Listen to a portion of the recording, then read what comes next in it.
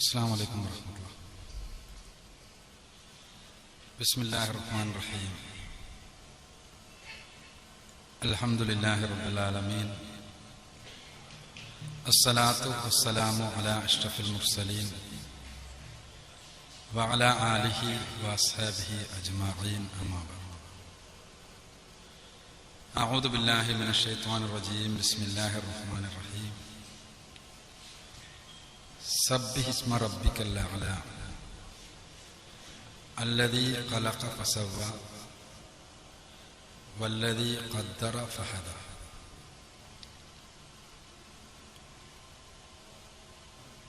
സഹോദരങ്ങൾ,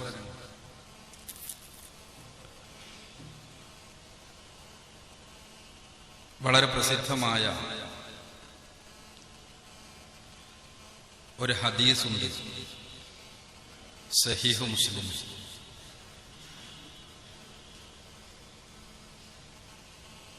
ഉമർ റളിയല്ലാഹു അൻഹു നിവേദനം ചെയ്തതാണ് ഹദീസ്. ജിബ്രീലിന്റെ ഹദീസ് എന്നാണ് പണ്ഡിതന്മാർ പ്രസ്തുത ഹദീസിനെ കുറിച്ച് പറയാറ്. ഒരു ദിവസം റസൂലുള്ളാഹി സ്വല്ലല്ലാഹു അലൈഹി വസല്ലമയുടെ സദസ്സിലേക്ക് ഒരു വെള്ള വസ്ത്രം ധരിച്ച ഒരാൾ കടന്നു വന്നു. ആർക്കും അദ്ദേഹത്തെക്കുറിച്ച് അറിയില്ല. അദ്ദേഹത്തെ ആ സദസ്സിലുള്ള ആരും മുമ്പ് കണ്ടിട്ടില്ല. ദൂരെ നിന്ന് വരുന്ന വല്ല യാത്രക്കാരനുമാണോ എന്ന് സംശയിക്കാൻ നിർവാഹവുമില്ല. യാത്രയുടെ ലക്ഷണങ്ങളൊന്നുമില്ല. അദ്ദേഹം പ്രവാചകൻ സല്ലല്ലാഹു അലൈഹി വസല്ലമയുടെ സദസ്സിൽ വന്ന് പ്രവാചകന്റെ കാൽമുട്ടിന് അടുത്ത് അദ്ദേഹം മുട്ടുവെച്ചുകൊണ്ടിരുന്നു. എന്നിട്ട് അയാൾ ചോദിച്ചു, യാ മുഹമ്മദ് അഖ്ബിർനി അനിൽ ഇസ്ലാം. മുഹമ്മദ്, ഇസ്ലാമിനെ കുറിച്ച് നീ എനിക്ക് അറിയിച്ചു തരിക. റസൂലുള്ളാഹി സ്വല്ലല്ലാഹു അലൈഹി വസല്ലം മറുപടി പറഞ്ഞു, 2 ഷഹാദത്തുകളും നമസ്കാരവും സകാത്തും നോമ്പും ഹജ്ജും അടങ്ങുന്നതാണ് ഇസ്ലാം. ശേഷം അദ്ദേഹം ചോദിച്ചു, ഫഖ്ബിർനി അനിൽ ഈമാൻ. എനിക്ക് ഈമാനിനെ കുറിച്ച് അറിയിച്ചു തരിക. അപ്പോൾ റസൂലുള്ളാഹി സ്വല്ലല്ലാഹു അലൈഹി വസല്ലം പറഞ്ഞു, അൻ തുഅ്മിന ബില്ലാഹി വ മലായികതിഹി വ കുതുബിഹി വ റുസുലിഹി വൽ യൗമിൽ ആഖിർ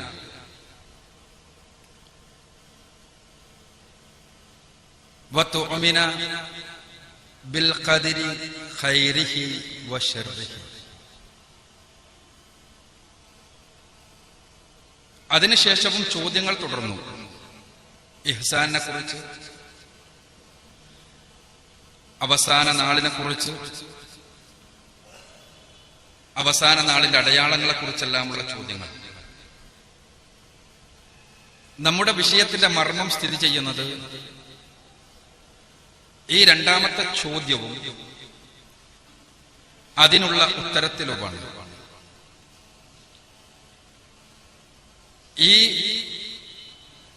സദസ്സിൽ നിന്ന് അദ്ദേഹം പിരിഞ്ഞുപോയി. റസൂലുള്ളാഹി സ്വല്ലല്ലാഹു അലൈഹി വസല്ലമ തന്റെ സഹാബിമാരോട് ചോദിച്ചു, നിങ്ങൾക്കറിയാമോ ആരാണ് ഇയാൾ? സഹാബിമാർ നിഷേധാർത്ഥത്തിൽ സംസാരിച്ചപ്പോൾ പ്രവാചകൻ വിശദീകരിച്ചു കൊടുത്തു, അത് ജിബ്രീൽ അലൈഹിസ്സലാത്തു വസ്സലാമാണ്. നിങ്ങളെ ദീൻ പഠിപ്പിക്കുവാൻ വേണ്ടി കടന്നു വന്നതാണ്. സഹാബിമാരെ പ്രവാചകന്റെ സദസ്സിൽ വെച്ച് ഇസ്ലാമിന്റെ അടിസ്ഥാനപരമായ സകലതും, ഇസ്ലാമും ഈമാനും ഇഹ്സാനും തുടങ്ങിയ അടിസ്ഥാനപരമായ സകലതും പഠിപ്പിച്ചുകൊണ്ട് ജിബ്രീൽ അലൈഹിസ്സലാത്തു വസ്സലാം തിരിച്ചുപോയി.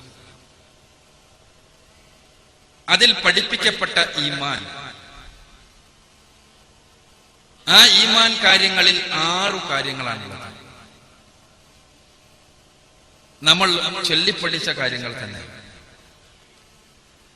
അള്ളാഹുവിലും മലക്കുകളിലും കിതാബുകളിലും പ്രവാചകന്മാരിലും മരണാനന്തര ജീവിതത്തിലും അതേപോലെ തന്നെ ഖദറിലും വിധിയിലുമുള്ള വിശ്വാസം, വിധിവിശ്വാസം. ചൊല്ലിപ്പഠിക്കുന്നതിനപ്പുറത്ത് അതിന്റെ ജീവനിലേക്ക് കടന്നു ചെല്ലാൻ നമ്മൾ ശ്രമിച്ചിട്ടുണ്ടോ എന്ന് പലപ്പോഴും സംശയമാണ്. ചോദ്യം ചോദിച്ചാൽ സങ്കീർണമായ ഉത്തരങ്ങൾ,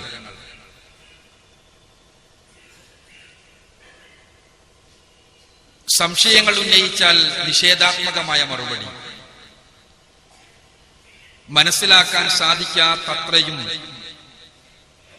പ്രശ്നസങ്കീർണമാണ് ഖദറിലുള്ള വിശ്വാസമെന്ന് പലപ്പോഴും പണ്ഡിതന്മാരുടെ പതിവ് പല്ലവി. ഇതെല്ലാം കൊണ്ട് തന്നെ ഖദറിലുള്ള വിശ്വാസം നമ്മുടെ പഠനത്തിൽ നിന്ന് പലപ്പോഴും ദൂരം പാലിക്കപ്പെടുന്നു. എന്നാൽ നമ്മെ ഇരുത്തി ചിന്തിപ്പിക്കേണ്ട ചില നബി വചനങ്ങളുണ്ട്. റസൂലുള്ളാഹി സ്വല്ലല്ലാഹു അലൈഹി വസല്ലമ പറഞ്ഞതായി അലി റളിയല്ലാഹു അൻഹു പ്രത്യേകം എടുത്തു പറഞ്ഞു. തിർമിദിയും ഇബ്നു മാജയും റിപ്പോർട്ട് ചെയ്ത ഹദീസ് സ്വഹീഹാണെന്ന് അൽബാനി തന്റെ സിൽസിലയിൽ രേഖപ്പെടുത്തിയ ഹദീസ്. 4 കാര്യങ്ങൾ ഉൾക്കൊള്ളാതെ ഒരാൾ മുഅ്മിനാവുകയില്ല. 1 അള്ളാഹുവിലുള്ള വിശ്വാസം, ഒന്ന് വിശദീകരിച്ച് അദ്ദേഹം പറഞ്ഞു. 2ാമത്തേത് റസൂലുള്ളാഹിയിലുള്ള വിശ്വാസം, അതും വിശദീകരിച്ചു. 3ാമത്തേത് മരണത്തിലും മരണാനന്തര ജീവിതത്തിലുമുള്ള വിശ്വാസം.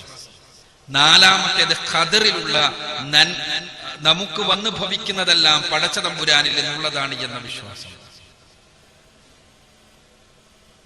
ജാബിർ ഇബ്നു അബ്ദുല്ലാഹ് റളിയല്ലാഹു അൻഹുവിൽ നിന്ന് നിവേദനം ചെയ്ത ഹദീസിൽ റസൂലുള്ളാഹി സ്വല്ലല്ലാഹു അലൈഹി വസല്ലമ പറഞ്ഞതായി തിർമിദി വീണ്ടും രേഖപ്പെടുത്തി, ഖദറിൽ വിശ്വസിക്കാത്ത ഒരാളുടെ വിശ്വാസം ഒരിക്കലും പൂർണ്ണമാവില്ല. പ്രവാചകൻ സല്ലല്ലാഹു അലൈഹി വസല്ലമ പറഞ്ഞതായി ഇമാം അഹ്മദ് രേഖപ്പെടുത്തിയ ഹദീസ് ഒരൽപ്പം കൂടി ഗൗരവതരമായി കാര്യത്തിന്റെ അവസ്ഥ നമ്മളെ ബോധ്യപ്പെടുത്തുന്നു. നിങ്ങൾക്ക് ഉഹുദ് മലയോളം സ്വർണമുണ്ടായി. ആ സ്വർണം മുഴുവനും നിങ്ങൾ അള്ളാഹുവിന്റെ മാർഗത്തിൽ ചെലവഴിച്ചാലും നിങ്ങളിൽ നിന്ന് അള്ളാഹു അത് സ്വീകരിക്കുകയില്ല, നിങ്ങളുടെ ഖദറിലുള്ള വിശ്വാസം ശരിയാകുന്നത് വരെ. റസൂലുള്ളാഹി പറഞ്ഞ ഹദീസ്. അപ്പോൾ അറിയില്ലെന്ന് പറഞ്ഞ് മാറ്റി നിർത്താൻ സാധ്യമല്ല. ഖദർ പഠിക്കണം. അറിയാത്തിടത്ത് നിന്ന് അറിയാത്തിടത്ത് എങ്ങനെയാണ് അറിയാനുള്ള മാർഗമെന്ന് മനസ്സിലാക്കണം. അറിയേണ്ടതെല്ലാം അറിയണം, അറിയേണ്ടതല്ലാത്തത് ഒഴിവാക്കുകയും വേണം. ഖദറിലുള്ള വിശ്വാസത്തെക്കുറിച്ച് പറയുമ്പോൾ പ്രവാചകൻ സല്ലല്ലാഹു അലൈഹി വസല്ലമ ദുനിയാവിൽ വെച്ച് തന്നെ ശിക്ഷയുണ്ടാകുമെന്ന് മുന്നറിയിപ്പ് നൽകിയ വിഭാഗവും ഖദർ നിഷേധികൾ. എന്റെ സമുദായത്തിൽ ഒരു വിഭാഗത്തിനിടയിൽ ഭൂകമ്പങ്ങളും രൂപമാറ്റങ്ങളും സംഭവിക്കും. റസൂലുള്ളാഹി സ്വല്ലല്ലാഹു അലൈഹി വസല്ലം പഠിപ്പിക്കുകയാണ്, ഖദർ നിഷേധികളിലാണ് ഇതുണ്ടാവുക. അപ്പോൾ പ്രശ്നം ഗൗരവതരമാണ്. പക്ഷേ ഖദറിലുള്ള ചർച്ച വളരെ സൂക്ഷിച്ചാകേണ്ടതുണ്ട്. തർക്കത്തിന് വേണ്ടിയാകരുത്, പ്രമാണങ്ങളുടെ അടിസ്ഥാനത്തിലാവുകയും വേണം. അല്ലെങ്കിൽ അത്തരം ചർച്ചയിൽ നിന്ന് തന്നെ മാറി നിൽക്കണം. റസൂലുള്ളാഹി സ്വല്ലല്ലാഹു അലൈഹി വസല്ലമ പറഞ്ഞതായി ത്വബറാനി റിപ്പോർട്ട് ചെയ്ത ഒരു ഹദീസ് ഇബ്നു മസ്ഊദ് റളിയല്ലാഹു അൻഹു നിവേദനം ചെയ്തതാണ്. പ്രവാചകൻ സല്ലല്ലാഹു അലൈഹി വസല്ലം പറയാണ്, നിങ്ങൾ മാറി നിൽക്കണം എന്റെ സ്വഹാബിമാരെ കുറിച്ച് ആരെങ്കിലും പറയുന്നത് കേട്ടാൽ. നിങ്ങൾ മാറി നിൽക്കണം ജ്യോതിഷത്തെ കുറിച്ച് ആരെങ്കിലും സംസാരിക്കുന്നത് കേട്ടാൽ. നിങ്ങൾ മാറി നിൽക്കണം ഖദറിനെ കുറിച്ച് ആരെങ്കിലും സംസാരിക്കുന്നത് കേട്ടാൽ. ഈ സംസാരങ്ങളെല്ലാം കേവല വർത്തമാനങ്ങളാണ്. സഹാബിമാരെ കുറിച്ച് വെറുതെ വർത്തമാനം പറയുക. ഇന്നാള് മോശമായിരുന്നു, ഇന്നാള് ശരിയല്ല, അയാൾക്ക് വാർദ്ധക്യത്തിൽ പറ്റി, അയാൾക്ക് തകരാറ് പറ്റി, അയാള് പലർക്കും വേണ്ടിയും അഴിമതി നടത്തി. ഇത് നമ്മൾ ഇപ്പോഴും ആവർത്തിച്ച് കേൾക്കപ്പെടുന്ന വൃത്തികെട്ട സംസാരങ്ങൾ. വിഷയം അതല്ലല്ലോ. ജ്യോതിഷം പറയുന്നിടത്ത് നിന്ന് ഒഴിഞ്ഞു നിൽക്കുക.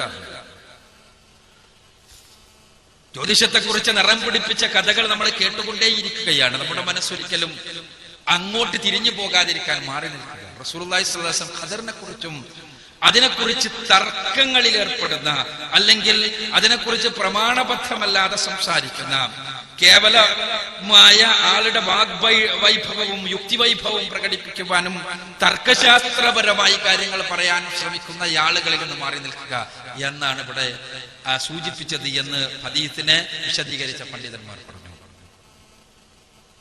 അബൂ ഹുറൈറ റളിയല്ലാഹു അൻഹു നിവേദനം ചെയ്ത ഹദീസിൽ റസൂലുള്ളാഹി സ്വല്ലല്ലാഹു അലൈഹി വസല്ലമ ഞങ്ങളുടെ സദസ്സിലേക്ക് കയറി വന്നപ്പോൾ ഞങ്ങളിൽ ചിലർ ഖദറിനെ കുറിച്ച് തർക്കിക്കുകയായിരുന്നു. പ്രവാചകൻ സല്ലല്ലാഹു അലൈഹി വസല്ലമയുടെ മുഖം ചുവന്നു. റുമാൻ പഴത്തിന്റെ കുരു നെക്കി പിഴിഞ്ഞതുപോലെ ആ രൂപത്തിൽ പ്രവാചകന്റെ മുഖമാകെ വിവർണമായി. റസൂലുള്ളാഹി സ്വല്ലല്ലാഹു അലൈഹി വസല്ലം ചോദിച്ചു, ഞാൻ ഇതിനു വേണ്ടിയാണോ നിങ്ങളിലേക്ക് നിയോഗിക്കപ്പെട്ടത്?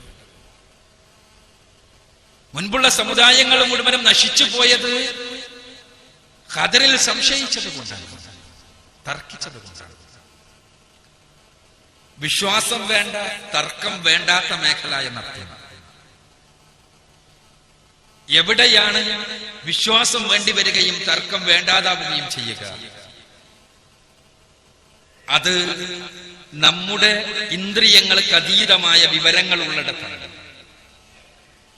അതുകൊണ്ട് തന്നെയാണ് ഇവിടെ ആമുഖ ഭാഷണങ്ങളിൽ നമ്മൾ കേട്ടത്. ഇത് വളരെ ഗൗരവതരമായി പഠിക്കേണ്ട, ശ്രദ്ധിച്ച് മനനം ചെയ്ത് മനസ്സിലാക്കേണ്ട ഒരു വിഷയമാണ്. അതുകൊണ്ടാണ് പ്രഭാഷണത്തിന്റെ തലത്തിൽ നിന്ന് പോയി കേവലമായ ഒരു ക്ലാസിന്റെ തലത്തിൽ ഈ വിഷയം നമ്മൾ ചർച്ച ചെയ്യുന്നതും പഠിക്കുന്നതും. എന്താണ് ഖദർ? എന്താണ് ഖദർ? വളരെ സരളമാണ് കാര്യം വിശ്വാസിയെ സംബന്ധിച്ച്.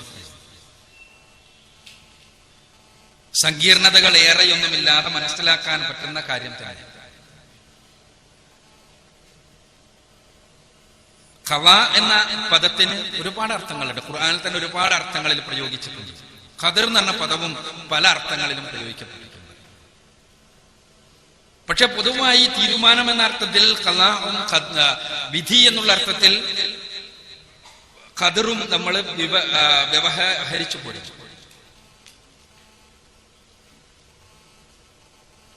പരിശുദ്ധ ഖുർആനിലെ 87-ാമത്തെ അധ്യായം സൂറത്തുൽ അഅലായുടെ ആദ്യത്തെ 3 വചനങ്ങൾ ഈ വിഷയകമായ അടിസ്ഥാനപരമായ വിവരങ്ങൾ നമുക്ക് നൽകുന്നു. സബ്ബിസ്മി റബ്ബിക്കൽ അഅല അല്ലദീ ഖലഖ ഫസവ്വ വല്ലദീ ഖദ്ദറ ഫഹദ. പ്രകീർത്തിക്കണം അത്യുന്നതനായ രക്ഷിതാവിനെ, അത്യുന്നതനായ രക്ഷിതാവിൽ നിന്ന് തുടങ്ങുന്നതാണ് എല്ലാം. അവന്റെ ഉലുവ് നമുക്ക് മനസ്സിലാക്കുന്നതിനപ്പുറത്താണ്. അവന്റെ ഔന്നത്യം, അവൻ എല്ലാ ഭൗതിക പദാർത്ഥങ്ങൾക്കും ഉന്നതനാണ്. അവൻ പ്രപഞ്ചത്തിനു നിന്നും ഉന്നതനാണ്. സർവലോക രക്ഷിതാവായ തമ്പുരാൻ അത്യുന്നതനാണ്, നമ്മുടെ എല്ലാ ചിന്തകൾക്കും അപ്പുറത്തുള്ളവൻ. അങ്ങനെയുള്ളവൻ സൃഷ്ടിച്ചു, സംവിധാനിച്ചു, വ്യവസ്ഥ നിർണയിച്ചു. പിന്നീട് അവൻ മാർഗദർശനം ചെയ്യുകയും ചെയ്തു. അല്ലദീ ഖലഖ ഫസവ്വ വല്ലദീ ഖദ്ദറ ഫഹദ. 4 പടച്ചവന്റെ പ്രവർത്തനങ്ങളാണ് ഇതിൽ പറഞ്ഞിട്ടുള്ളത്. ഒന്നാമത്തേത് സൃഷ്ടിയാണ്, രണ്ടാമത്തേത് സംവിധാനമാണ്, മൂന്നാമത്തേത് വ്യവസ്ഥ നിർണയിക്കലാണ് ഖദ്റ, നാലാമത്തേത് മാർഗദർശനമാണ്. സൃഷ്ടി നമ്മുടെ ഭാഷയിൽ പറഞ്ഞാൽ, ആധുനികമായ അറിവിന്റെ അടിസ്ഥാനത്തിൽ നമ്മൾ പറഞ്ഞാൽ 2000 കോടി വർഷങ്ങൾക്ക് മുമ്പ് സംഭവിച്ച ഒരു സംഭവമാണ്. 2000 കോടി വർഷങ്ങൾക്ക് മുമ്പ് സൃഷ്ടി നടന്നു. ഈ പ്രപഞ്ചത്തിന്റെ തുടക്കം. അതിനെക്കുറിച്ച് വീക്ഷണങ്ങളും വൈജാത്യങ്ങളും എല്ലാം ഉണ്ട്. അതല്ല നമ്മുടെ വിഷയം. അങ്ങനെ സൃഷ്ടി ശാസ്ത്രത്തിന്റെ ഭാഷയിൽ പറഞ്ഞാൽ ആകാശഭൂമികളെല്ലാം ഒരുമിച്ച് ചേർന്ന, നമുക്ക് അളക്കാനോ കണക്കാക്കുവാനോ സാധ്യമല്ലാതിരുന്ന, ഇന്നും നമുക്ക് മനസ്സിലാക്കാൻ കഴിയാത്ത, നാം കോസ്മിക് എഗ് എന്നോ പ്രൈമോഡിയൽ ന്യൂക്ലിയസ് എന്നോ എല്ലാം വിളിക്കുന്ന ഒരാദിമ പിണ്ഡ ഭ്രൂണാവസ്ഥയിൽ നിലനിന്നിരുന്ന സമയത്ത് നിന്ന് ഈ വസ്തുക്കളെല്ലാം വേർപെടുവാൻ ആരംഭിച്ചത് മുതൽ സൃഷ്ടി തുടങ്ങി എന്നാണ് ശാസ്ത്രം നമ്മോട് പറയുക. ഈ സൃഷ്ടി പടച്ച തമ്പുരാൻ സൃഷ്ടിയുടെ നാഥനാണ്. അത് 2000 കോടി വർഷങ്ങൾക്ക് മുമ്പാണെങ്കിലും ഇന്നാണെങ്കിലും എന്നാണെങ്കിലും. അതേപോലെ തന്നെ ഈ സൃഷ്ടി പ്രപഞ്ചത്തിൽ മുഴുവനും നമ്മൾ കാണുന്ന എല്ലാ കാര്യങ്ങളും, നമ്മൾ അറിഞ്ഞിടത്തോളമുള്ള പ്രപഞ്ചമാസകലം കൃത്യമായ വ്യവസ്ഥക്ക് വിധേയമായിട്ടാണ് നിലനിൽക്കുന്നത്. ആ സംവിധാനങ്ങളിലൊന്നും എന്തെങ്കിലും ഒരു കുഴപ്പമുള്ളതായി നമുക്ക് ആർക്കും പറയാൻ സാധ്യമല്ല. ഒരാൾക്ക് ഈ പ്രപഞ്ചത്തിലെ ഏതെങ്കിലും ഒരു സംവിധാനം അതങ്ങനെയാകേണ്ടിയിരുന്നില്ല എന്ന് വസ്തുനിഷ്ഠമായി പറയാൻ സാധ്യമല്ലാത്തത്രയും സൂക്ഷ്മവും കൃത്യവും യാതൊരു തകരാറുമില്ലാത്തതുമായ രൂപത്തിൽ സംവിധാനിക്കപ്പെട്ടിരിക്കുന്ന പ്രപഞ്ചം. അതിലെ ഓരോന്നിനും ഒരു വ്യവസ്ഥയുണ്ട്. ആ വ്യവസ്ഥയിൽ നിന്ന് ആർക്കും മാറാൻ സാധ്യമല്ല. നമുക്കറിയാവുന്ന കാര്യമാണ്, നമ്മുടെ ഭൂമി തിരിഞ്ഞുകൊണ്ടിരിക്കുന്നു. 24 മണിക്കൂറിൽ ഒരിക്കൽ അതൊരു ഭ്രമണം പൂർത്തിയാക്കും. ആ ഭ്രമണമുള്ളത് കൊണ്ടാണ് രാപ്പകലുകൾ നമ്മൾക്ക് അനുഭവിക്കുന്നത്. ഈ വ്യവസ്ഥ നിർണയിച്ചത്, ഈ വ്യവസ്ഥയാണ് ഭൂമിയിലെ സസ്യലതാദികളുടെ, ഫലമൂലാദികളുടെ, ജന്തുജീവജാലങ്ങളുടെ എല്ലാം നിലനിൽപ്പിന് ആധാരം. ഈ വ്യവസ്ഥ ഭൂമിയുടെ ഖദറാണ്. കൃത്യമായി ഭൂമിയുടെ അവയുടെ വിധിയാണ്, പടച്ച തമ്പുരാന്റെ രേഖയാണ്. അതിൽ നിന്ന് തെന്നി നാറാൻ ഭൂമിക്ക് സാധ്യമല്ല. അത് വ്യവസ്ഥയാണ്. ഇതേപോലെ തന്നെ ഭൂമി സൂര്യന് ചുറ്റും ചുറ്റിക്കൊണ്ടിരിക്കുന്നു. അതിനൊരു കണക്കുണ്ട്, കൃത്യതയുണ്ട്. ഈ ഭൂമിയും സൂര്യനുമെല്ലാം അടങ്ങുന്ന സൗരയൂഥം, അത് മൊത്തത്തിൽ നമ്മുടെ മിൽക്കി വേ എന്ന് പറയുന്ന ഗാലക്സി, അതിൽ 1000 കോടി നക്ഷത്രങ്ങളിൽ ഒന്നായ സൂര്യൻ, നമ്മുടെ ഭൂമി അടക്കമുള്ള എല്ലാ ഗ്രഹങ്ങളും ഇത് ഈ മിൽക്കി വേയുടെ കേന്ദ്രത്തിന് ചുറ്റും ചുറ്റിക്കൊണ്ടിരിക്കുന്നു. ഒരു സെക്കൻഡിൽ 250 കിലോമീറ്റർ വേഗതയിൽ ഒരു ചുറ്റു പൂർത്തിയാക്കാൻ 25 കോടി വർഷമെടുക്കും അത്ര. ഇതൊരു വ്യവസ്ഥയാണ്. ഈ വ്യവസ്ഥ നമ്മൾ കണ്ടുപിടിച്ചതല്ല, നമ്മൾ മനസ്സിലാക്കിയതാണ്. ഈ വ്യവസ്ഥ നിർണയിക്കപ്പെട്ടിട്ടുണ്ട്. എപ്പോൾ ഗോളശാസ്ത്രത്തിന്റെ ഭാഷയിൽ പറഞ്ഞാൽ, മതവും വേദഗ്രന്ഥവുമെല്ലാം എടുത്തു വെച്ചാലും ഗോളശാസ്ത്രത്തിന്റെ ഭാഷയിൽ പറഞ്ഞാൽ, ഈ പ്രപഞ്ചത്തിന്റെ ഒന്നാമത്തെ സെക്കൻഡിന്റെ 1 കോടിയിൽ അംശമുണ്ടല്ലോ തുടങ്ങുന്ന അന്ന്, അഥവാ അവരുടെ ഭാഷയിൽ പറഞ്ഞാൽ ഈ മഹാവിസ്ഫോടനം നടന്ന ആ 1 സെക്കൻഡിന്റെ കോടിയിൽ 1 അംശത്തിൽ എന്തൊക്കെയാണ് ഇവിടെ നടക്കേണ്ടത്, നടക്കുന്നത്, ഏത് കാലഘട്ടത്തിലും നടക്കുക എന്ന് കൃത്യമായി നിർണയിക്കപ്പെട്ടിട്ടുണ്ട്. ആ നിർണയപ്രകാരമാണ് എല്ലാം നടന്നുകൊണ്ടിരിക്കുന്നത് എന്ന്.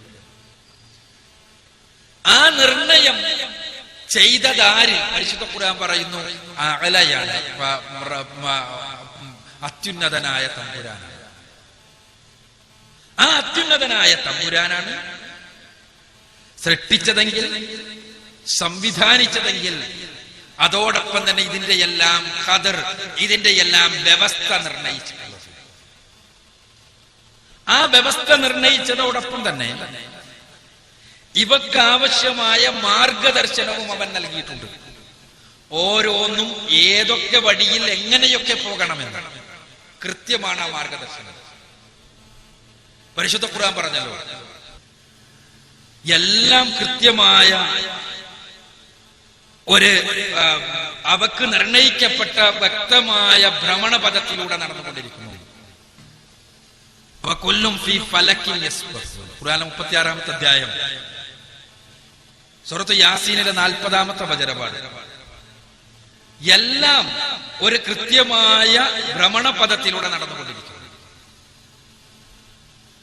അശ്ശംസു വൽ ഖമറു ബിഹുസ്ബാൻ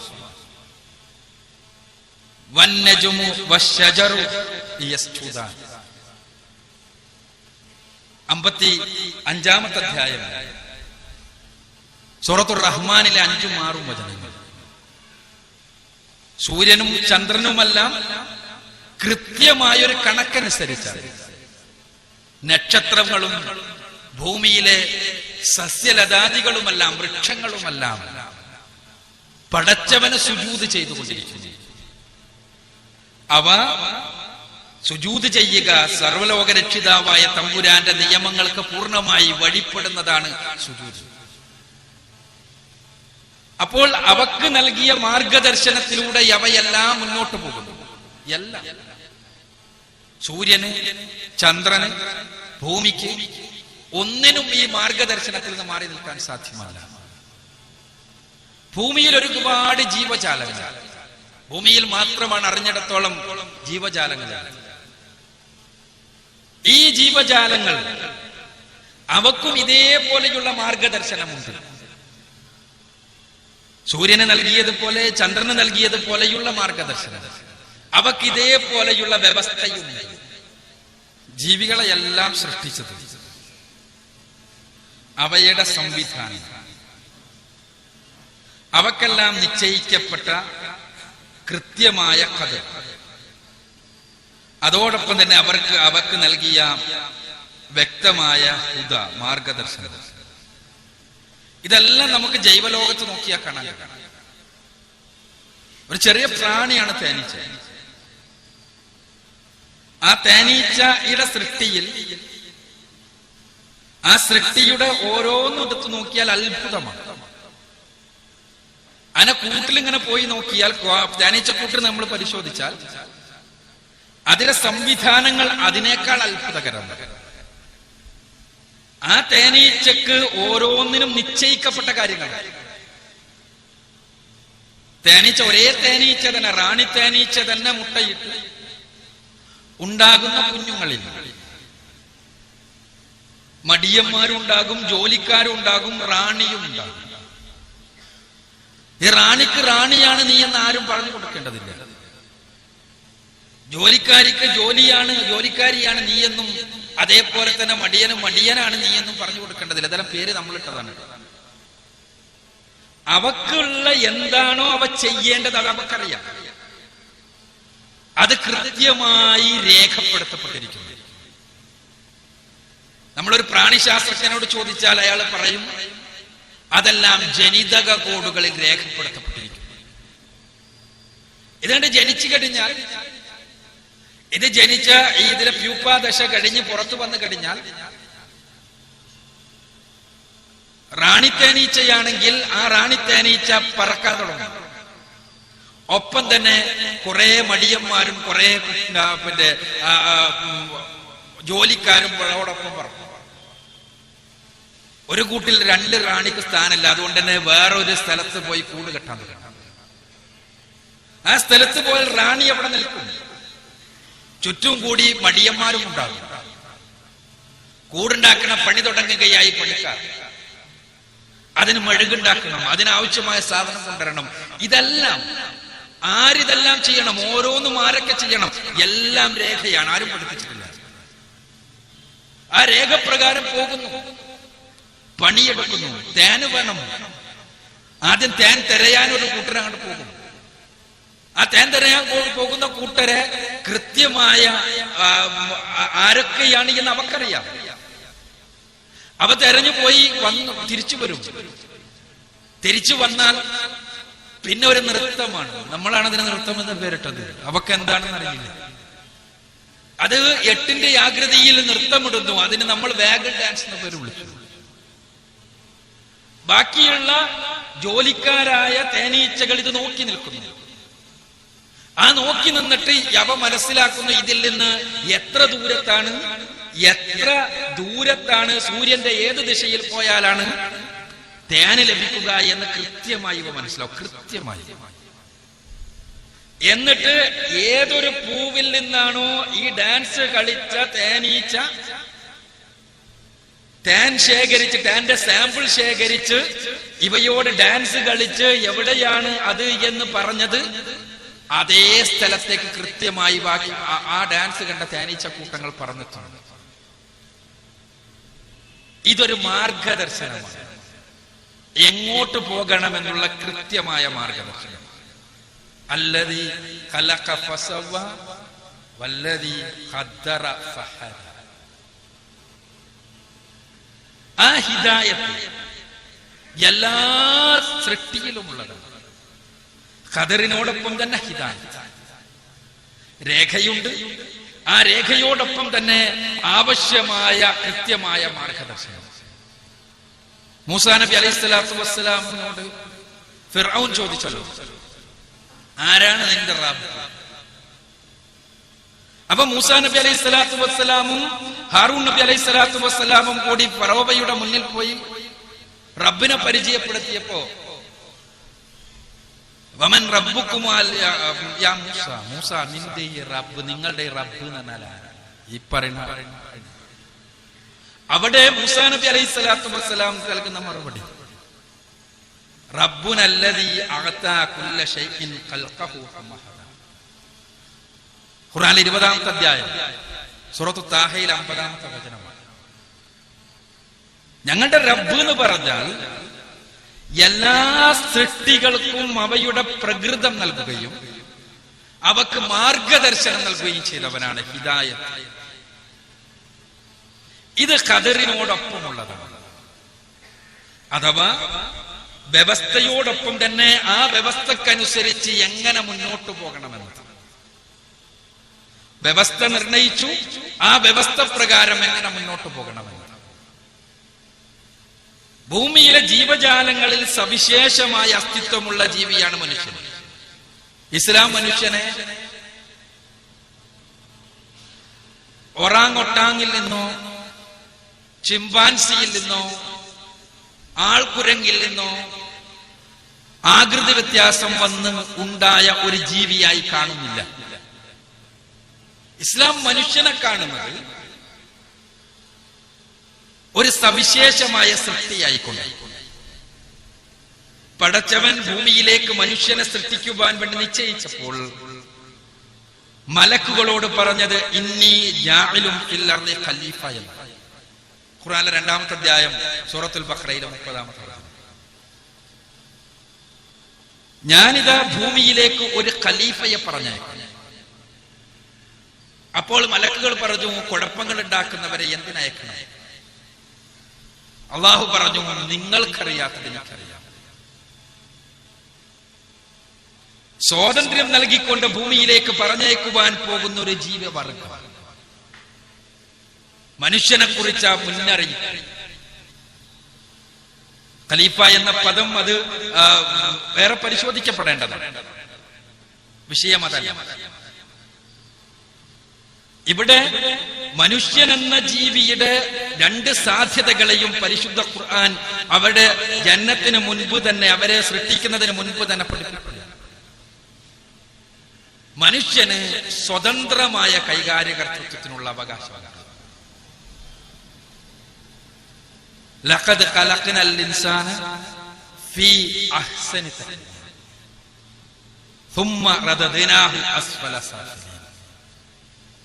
പടച്ചവന്റെ സൃഷ്ടിയിൽ തന്നെയുള്ള 2 വ്യത്യസ്തങ്ങളാണ്. അതെന്താണ്? മനുഷ്യനെ ഏറ്റവും ഉന്നതമായ ഘടനയിൽ സൃഷ്ടിച്ചു, ശേഷം അവനെ അധമരിൽ അധമരാക്കുകയും ചെയ്തു. മനുഷ്യ സൃഷ്ടിയുടെ മാത്രം സവിശേഷത ഔന്നത്യത്തിലേക്ക് പോകുവാനും അധമത്വത്തിലേക്ക് പോകുവാനും സാധിക്കും മനുഷ്യന്. അതെന്തുകൊണ്ടാണ്? അവന് സ്വാതന്ത്ര്യം നൽകിയത് കൊണ്ട്. എവിടെയാണ് മനുഷ്യന്റെ സ്വാതന്ത്ര്യം? ഈ ഹിദായത്തിലാണ് മനുഷ്യന്റെ സ്വാതന്ത്ര്യം. നേരത്തെ പറഞ്ഞ ജീവികൾക്കെല്ലാം രേഖപ്പെടുത്തിയ ഖദർ, ആ ഖദറിന്റെ അടിസ്ഥാനത്തിൽ മനുഷ്യനും രേഖപ്പെടുത്തപ്പെട്ട ഖദർ, അതിന്റെ അടിസ്ഥാനത്തിൽ ജീവികൾക്കെല്ലാം ഖദറിന്റെ അടിസ്ഥാനത്തിൽ എങ്ങനെ ജീവിക്കണമെന്ന മാർഗദർശനം അവയുടെ സ്വാഭാവിക ഘടനയിൽ തന്നെ നൽകിയപ്പോ മനുഷ്യന് ആ മാർഗദർശനം സ്വാഭാവിക ഘടനയിൽ നൽകിയില്ല. പിന്നെ എങ്ങനെയാണ് നൽകിയത്? അത് അവന് സ്വതന്ത്രമായി സ്വീകരിക്കുവാൻ പറ്റുന്ന രൂപത്തിലാണ്. അത് സ്വതന്ത്രമായി മനുഷ്യന് സ്വീകരിക്കാം, തിരസ്കരിക്കാം. ജീവികൾക്കൊന്നും സ്വീകരിക്കുവാനും തിരസ്കരിക്കുവാനും സാധ്യമല്ല. അതാണ് മനുഷ്യന്റെ സവിശേഷത. പരിശുദ്ധ ഖുർആൻ ഈ സവിശേഷതകൾ അതിസുന്ദരമായി വരച്ചു കാണിക്കുന്നുണ്ട്. ഖുർആനിലെ 76-ാമത്തെ അധ്യായം സൂറത്തുൽ ഇൻസാനിലെ 2-3 വചനങ്ങൾ ഖുർആൻ പറയുകയാണ്, ഇന്നാ ഖലഖ്നൽ ഇൻസാന മിൻ നുത്ഫത്തിൻ അംശാജിൻ നബ്തലീഹി ഫജഅൽനാഹു സമീഅൻ ബസീറ ഇന്നാ ഹദൈനാഹു സബീല ഇമ്മാ ശാകിറൻ വ ഇമ്മാ കഫൂറ. മനുഷ്യനെ കൂടിച്ചേർന്നുണ്ടായ ഒരു ഭ്രൂണത്തിൽ നിന്ന്, ഒരു ബീജത്തിൽ നിന്ന് സൃഷ്ടിച്ചിരിക്കുന്നു. നാം സൃഷ്ടിച്ചിരിക്കുന്നു. എന്നിട്ട് എന്തിനാ? അവനെ പരീക്ഷിക്കുവാൻ. എന്നിട്ട് അവന് കേൾവിയും കാഴ്ചയും നൽകിയിരിക്കുന്നു. ഈ കേൾവിയും കാഴ്ചയുമെല്ലാം ജീവികൾക്കുള്ളത് പോലെ തന്നെ. എന്നാൽ മനുഷ്യനെ സംബന്ധിച്ചിടത്തോളം ഇന്നാ ഹദൈനാഹു സബീല ഇമ്മാ ശാകിറൻ വ ഇമ്മാ കഫൂറ. അവന് സബീൽ കാണിച്ചു കൊടുത്തിരിക്കുന്നു, മാർഗം, കൃത്യമായ മാർഗദർശനം നൽകിയിരിക്കുന്നു. അവന് വഴി കാണിച്ചു കൊടുത്തിരിക്കുന്നു. ആ വഴിയിൽ അവന് മാത്രമുള്ളൊരു സവിശേഷത ഇമ്മാ ശാകിറൻ വ ഇമ്മാ കഫൂറ. അവന് വേണമെങ്കിൽ നന്ദിയുള്ളവനാകാം, അല്ലെങ്കിൽ നന്ദി കെട്ടവനാകാം. വഴി കാണിച്ചു കൊടുത്തിരിക്കുന്നു. ആ വഴിയിലൂടെ അവന് നേർക്ക് നേരെ നടക്കാം, അതല്ലെങ്കിൽ ആ വഴിയിൽ നിന്ന് വിട്ട് അവനിഷ്ടമുള്ളതുപോലെ നടക്കാം. അലം നജ്അൽ ലഹു ഐനൈൻ വലിസാനൻ വശഫതൈൻ വഹദൈനാഹു നജ്ദൈൻ. ഖുർആനിലെ 90-ാമത്തെ അധ്യായം സൂറത്തുൽ ബലദിലെ 8 മുതൽ 10 വരെയുള്ള വചനങ്ങൾ. നമുക്ക് നൽകിയ അനുഗ്രഹങ്ങൾ പടച്ചോടത്ത് പറയാം. ആ അനുഗ്രഹങ്ങളല്ല മറ്റെല്ലാ ജീവികൾക്കും കൊടുത്തത് അല്ലെ? ചുണ്ടുകൾ നൽകി, നാവ് നൽകി, ഇതെല്ലാം അനുഗ്രഹങ്ങൾ. പക്ഷെ ഒപ്പം തന്നെ വഹദൈനാഹു നജ്ദൈൻ, 2 തെളിഞ്ഞ മാർഗങ്ങളും കാണിച്ചു. ആ മാർഗങ്ങൾ തെളിഞ്ഞതാണ്. ആ മാർഗങ്ങളിൽ ഏത് സ്വീകരിക്കുവാനും മനുഷ്യന് സ്വാതന്ത്ര്യമുണ്ട്. ഈ സ്വാതന്ത്ര്യം നൽകിയതാരാണ്? പടച്ചവന്റെ ഖദറിന്റെ ഭാഗം തന്നെയാണ്. പടച്ചവന്റെ കൃത്യമായ വ്യവസ്ഥയുടെ ഭാഗം തന്നെയാണ് ആ സ്വാതന്ത്ര്യം. ആ വ്യവസ്ഥ എപ്പോൾ രൂപപ്പെട്ടതാണ്? ആ വ്യവസ്ഥ രൂപപ്പെട്ടത് സൃഷ്ടിയോടനുബന്ധിച്ചാണ്, അല്ലെങ്കിൽ സൃഷ്ടിക്ക് മുൻപ് തന്നെയാണ്. ഈ പ്രപഞ്ചത്തിലെ പ്രപഞ്ചത്തിൽ ഏകദേശം 10,000 കോടിയോളം ഗാലക്സികൾ ഉണ്ട് എന്നും ഓരോ ഗാലക്സിയിലും 10,000 കോടിയോളം നക്ഷത്രങ്ങളുണ്ട് എന്നുപാട് നമ്മുടെ ജ്യോതിശാസ്ത്ര കണക്ക്. ഇങ്ങനെയുള്ള ഭീമാകാരമായ പ്രപഞ്ചം, ആ പ്രപഞ്ചത്തിലെ ഓരോ തരിയും എങ്ങനെയാകണമെന്ന് തീരുമാനിക്കപ്പെട്ടത് പ്രപഞ്ചത്തിന്റെ സൃഷ്ടിക്ക് മുൻപാണ് എന്ന്, അല്ലെങ്കിൽ സൃഷ്ടിയുടെ ആദ്യ നിമിഷത്തിലാണ് എന്ന് ശാസ്ത്രം സിദ്ധാന്തിക്കുന്നത് യാതൊരു തരത്തിലും ഒരു പ്രയാസവും ഇല്ലാതെ നമുക്ക് സ്വീകരിക്കാൻ കഴിയുമെങ്കിൽ,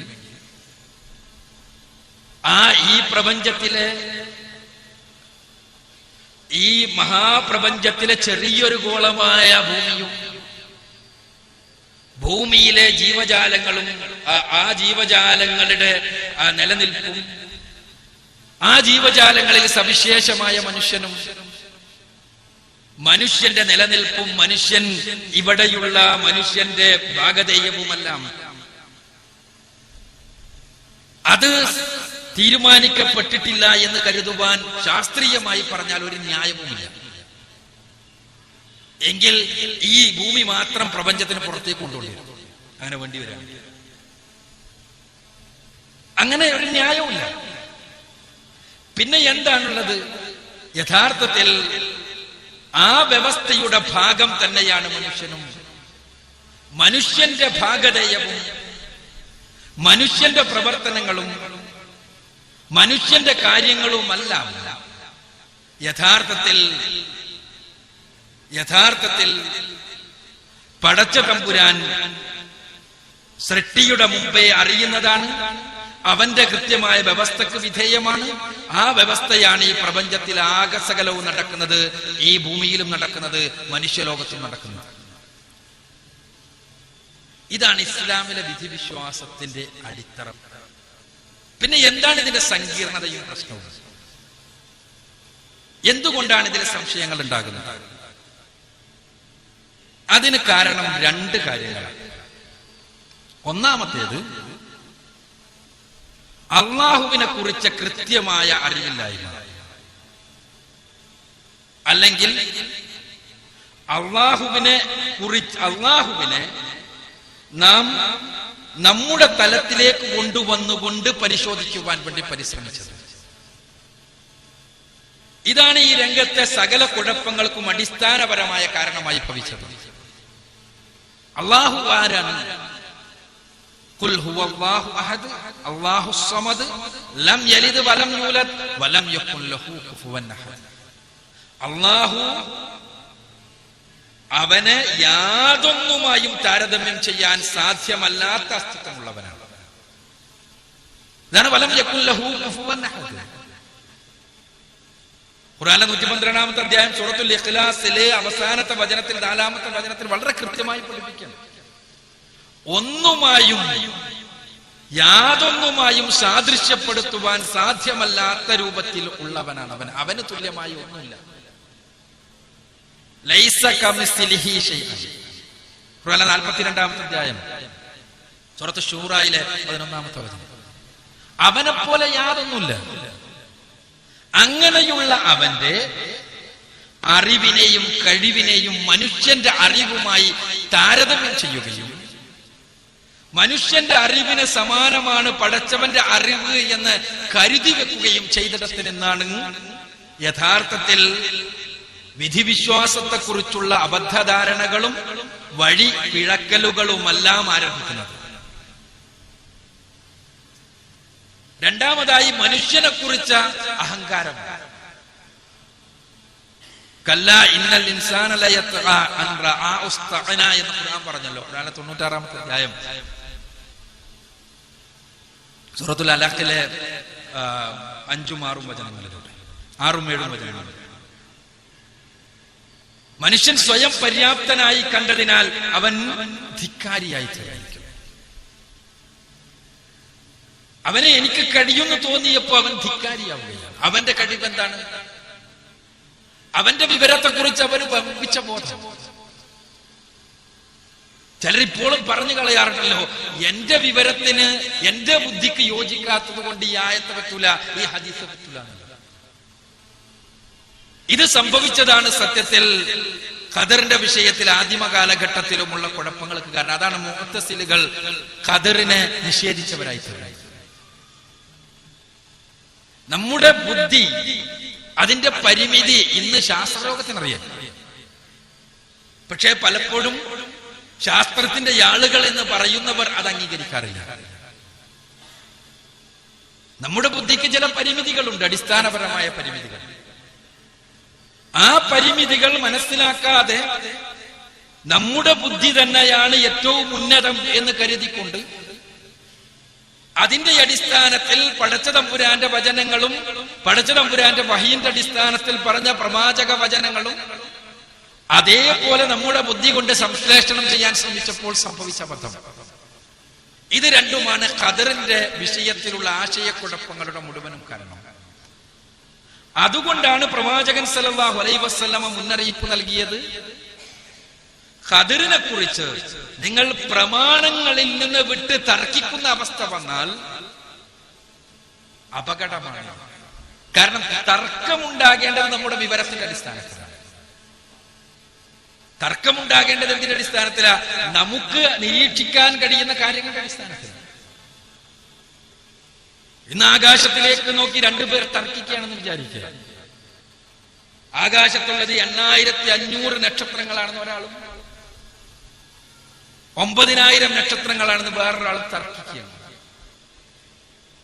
എവിടെങ്കിലും എത്തുമോ തർക്കം?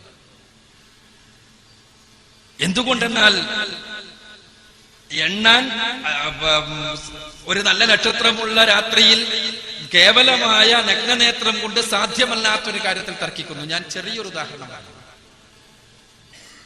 അവിടെ നമ്മുടെ ചിന്തക്കും നമ്മുടെ ബുദ്ധിക്കും കടന്നു ചെല്ലാൻ സാധ്യമല്ലാത്ത ചില മേഖലകൾ ഖദറുമായി ബന്ധപ്പെട്ടതുണ്ട്. നമ്മൾ അവിടേക്ക് വരുന്നുണ്ട്. അത് മനസ്സിലാക്കാതെ ഈ കാര്യം കൈകാര്യം ചെയ്തതാണ് ഖദർ വിഷയത്തിൽ രണ്ട് തീവ്ര നിലപാടുകാരുടെയും അപജയങ്ങൾക്ക് കാരണം.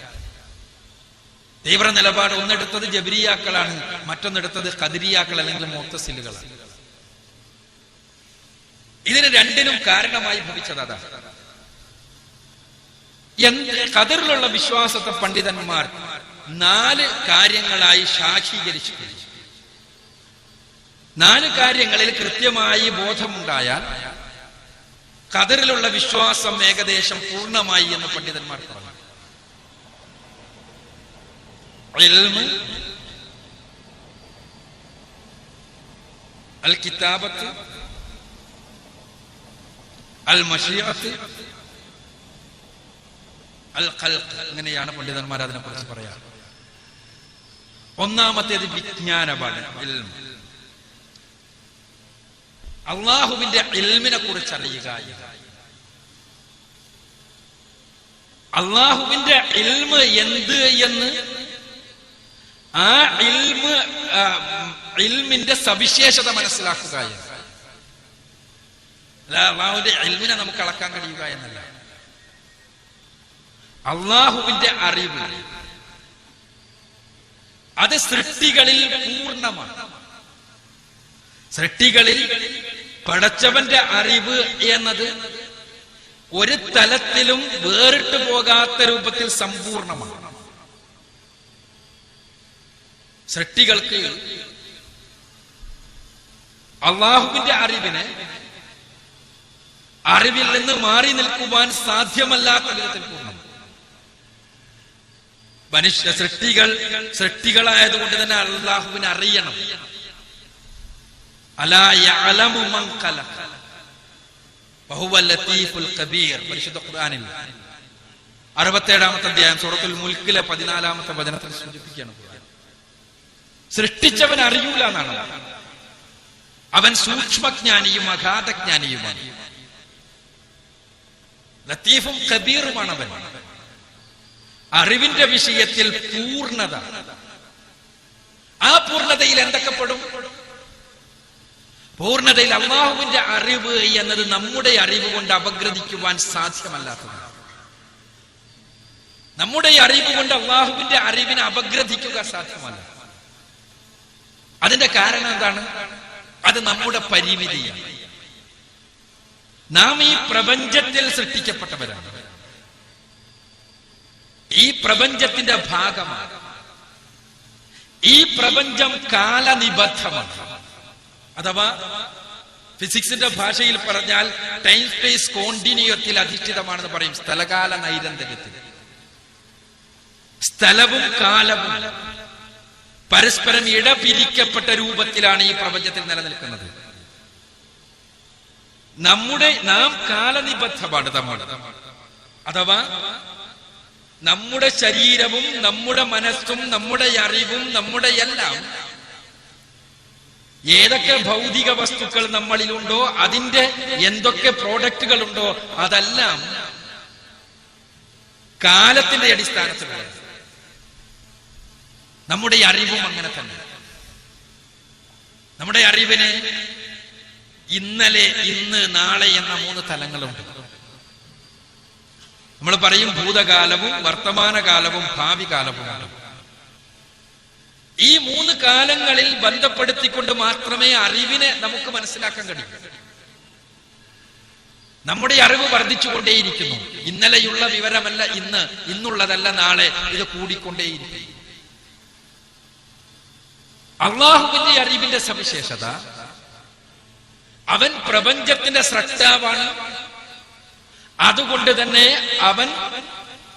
അവന്റെ അറിവ് പ്രപഞ്ചത്തിനതീതമായതാണ്, കാലത്തിനും അതീതമായതാണ്. അവന്റെ അറിവിന് ഈ 3 കാലങ്ങളില്ല.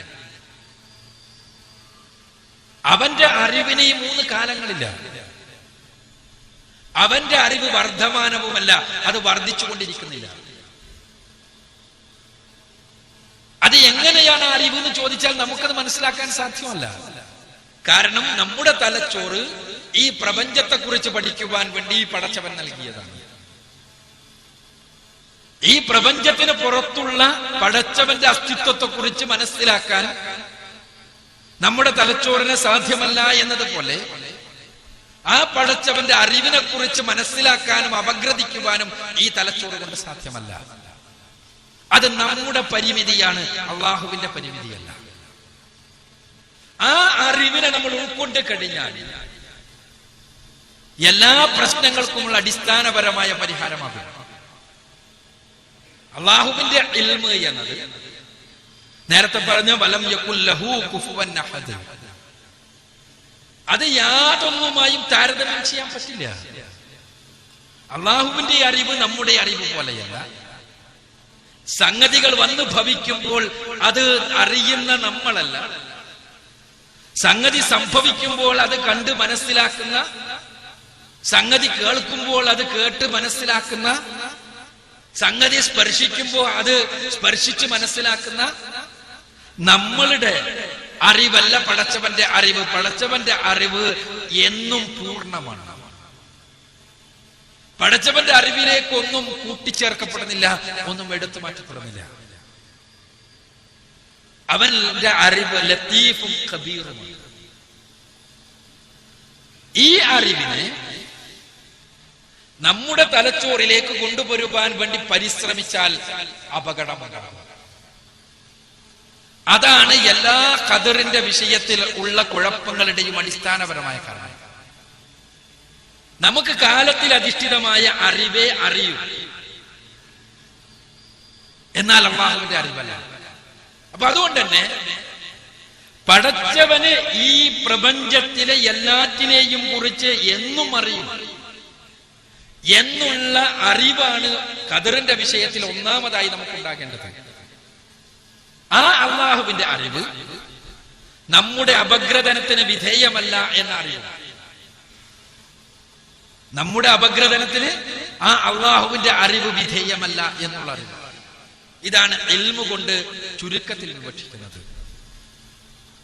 രണ്ടാമത്തെ കാര്യം കിതാബത്താണ്, അഥവാ രേഖയാണ്.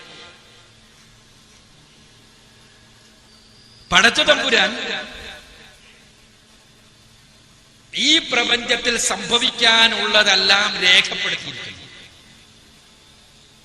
അതവന്റെ അറിവിന്റെ ഭാഗമായതുപോലെ അവന്റെ സംരക്ഷിത രേഖയുടെയും ഭാഗമാണ്. കൃത്യമായി മനസ്സിലാക്കുക. നമ്മൾ ഖുർആനെ കുറിച്ച് പറഞ്ഞല്ലോ, പരിശുദ്ധ ഖുർആൻ ഫീ ലൗഹിൽ മഹ്ഫൂദ്. അത് ലൗഹുൽ മഹ്ഫൂദിലുള്ളതാണ്, സംരക്ഷിത രേഖ. ബൽ ഹുവ ഖുർആനുൻ മജീദ് ഫീ ലൗഹിൽ. 55-ാമത്തെ അധ്യായം സൂറത്തുൽ ബുറൂജിലെ 21-22 വചനങ്ങൾ. ആ ഖുർആൻ സംരക്ഷിത രേഖയിൽ അഥവാ ലൗഹുൽ മഹ്ഫൂദിലുള്ളതാണ്. ആ ലൗഹുൽ മഹ്ഫൂദ് എന്താണ്? ഖുർആനിലെ പല വചനങ്ങളിലായി നമുക്ക് പറയപ്പെട്ടത് കാണാൻ കഴിയും. എല്ലാ കാര്യങ്ങളും രേഖപ്പെടുത്തപ്പെട്ടിരിക്കുന്നു. ആ രേഖ അല്ലാഹുവിന്റെ ഇൽമിൽ നിന്ന് ഉണ്ടായ രേഖയാണ്. അത് ഒരു ഹദീസിൽ വളരെ കൃത്യമായി സൂചിപ്പിക്കപ്പെട്ടു. റസൂലുള്ളാഹി സ്വല്ലല്ലാഹു അലൈഹി വസല്ലം പറഞ്ഞു, ആദ്യമായി സൃഷ്ടിക്കപ്പെട്ടത് പേനയാണ്, കലം. എന്നിട്ട് പേനയോട് അല്ലാഹു സുബ്ഹാനഹു വ തആല പറഞ്ഞു, നീ എഴുതുക. അപ്പോൾ പേന ചോദിച്ചു, എന്താണ് എഴുതേണ്ടത്? അപ്പോൾ അല്ലാഹു പറഞ്ഞു, ഖദറാണ് എഴുതേണ്ടത്, കഴിഞ്ഞതും വരാനിരിക്കുന്നതുമായ എല്ലാം. അല്ലാഹുവിന്റെ അറിവ് അത് രേഖയാവുകയാണ്. അതും നമ്മുടെ നിരീക്ഷണത്തിനോ നമ്മുടെ അപഗ്രഥനത്തിനോ വിധേയമല്ല. ഈ ലൗഹുൽ മഹ്ഫൂദിലുള്ള രേഖയെ പോലെ തന്നെ ഇത് മനുഷ്യന്റെ കാര്യത്തിൽ നമ്മുടേതായ രേഖയിലേക്ക് മാറ്റപ്പെടുന്നുണ്ട്. ബുഖാരിയും മുസ്ലിമും ഉദ്ധരിച്ച സ്വഹീഹായ ഹദീസിൽ റസൂലുള്ളാഹി സ്വല്ലല്ലാഹു അലൈഹി വസല്ലം പറയുന്നുണ്ട്, ഗർഭകാലത്ത് ഒരു മലക്ക് വരും. ആ മലക്ക് മലക്കിനോട് ചില കാര്യങ്ങൾ രേഖപ്പെടുത്താൻ വേണ്ടി ആവശ്യപ്പെടും. ഇതൊരു രേഖയാണ്, അല്ലാഹുവിന്റെ അറിവിന്റെ അടിസ്ഥാനത്തിലുള്ള രേഖ. ഈ രേഖ രേഖപ്പെടുത്തപ്പെടുന്നത് തന്നെയാണ്. പക്ഷേ ആ രേഖ നമ്മുടെ അപഗ്രഥനത്തിന് വിധേയമല്ല, അള്ളാഹുവിന്റെ അറിവിനെ പോലെ തന്നെ. അള്ളാഹുവിന്റെ അറിവ് അത് നമ്മുടെ അപഗ്രഥനത്തിനോ നമ്മുടെ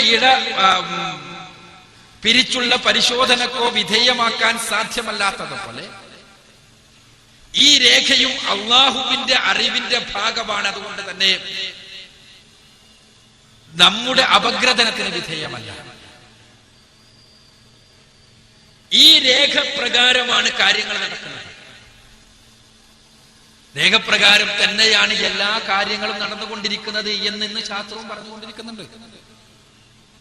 ജീവവസ്തുവിലാണെങ്കിൽ കോശങ്ങളിൽ രേഖപ്പെടുത്തപ്പെട്ട ജനിതക കോഡുകളിൽ രേഖപ്പെടുത്തപ്പെട്ട കാര്യങ്ങൾക്കനുസരിച്ചാണ് എല്ലാ കാര്യങ്ങളും എന്നാണ് ഇവർ പറയാ.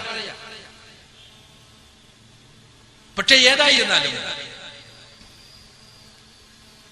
ഈ രേഖയെ കുറിച്ച് പറയുമ്പോൾ നമ്മൾ അവിടെ ഉണ്ടാകാറുള്ള ഒരു സംശയമുണ്ട്.